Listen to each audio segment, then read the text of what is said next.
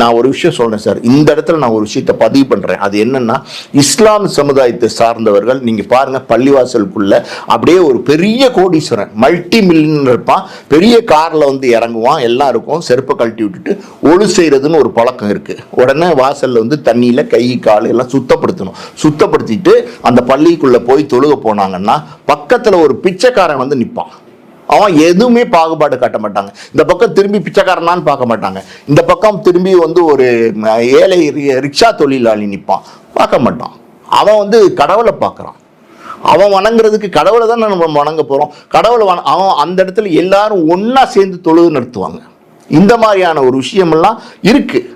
பல மதங்களில், பிற மதங்களில் இருக்குது. நம்ம மதத்தில் தான் நம்ம வந்து என்ன நினைக்கிறோம், இவர் வரக்கூடாது, அவர் வரக்கூடாது, இவர் தாழ்த்தப்பட்டவர், இவர் உயர்ந்த ஜாதி, அவர் மேலே இருக்கிற ஜாதி, அப்படிலாம் பேசுகிறோம். எனக்கு தெரிஞ்சு சார், நான் சின்ன வயசில் 5வது 6வது 7வதுலாம் படிக்கும்போது ஒரு பிராமின் மாஸ்டர், அவருக்கு அப்போவே ஒரு 85 வயசு இருக்கும், முதிர்ந்த வயது உடையவர். அவர் வந்து இந்த கோமணம் மாதிரி கட்டியிருப்பாங்கல்ல வேஷ்டி, ஐயருங்கெல்லாம் கட்டி, அந்த மாதிரி தான் கட்டியே சட்டை ஒன்று போட்டு வருவார்.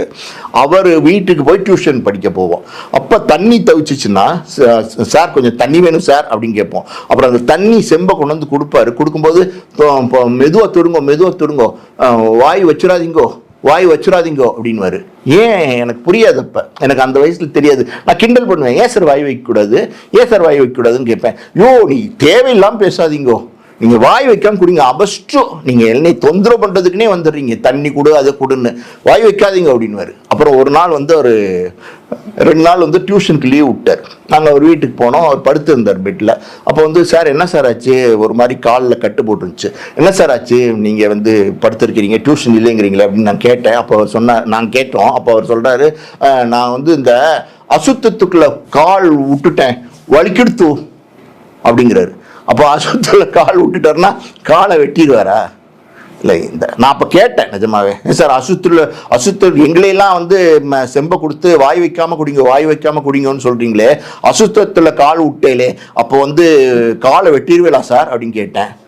அபஸ்டு இந்த மாதிரி பேசிட்டு இருக்காதே, போ வீட்டுக்கு போ, ஒழுங்கா படிப்போ, படிக்கிறத விட்டுட்டு என்ன மார்க் வாங்கியிருக்கேன், 14 வாங்கியிருக்கேன் மேக்ஸில், இதை விட்டுட்டு இங்கே வந்து இதெல்லாம் பேசிட்டு இருக்கியா நீனு, போ அப்படின்னு துரத்தி விட்டாரு. அப்போ அவங்களுக்கு அந்த காலத்துலேருந்தே அந்த எண்ணங்கள் இருக்கு. அது வந்து இன்னைக்கும் இருக்கு.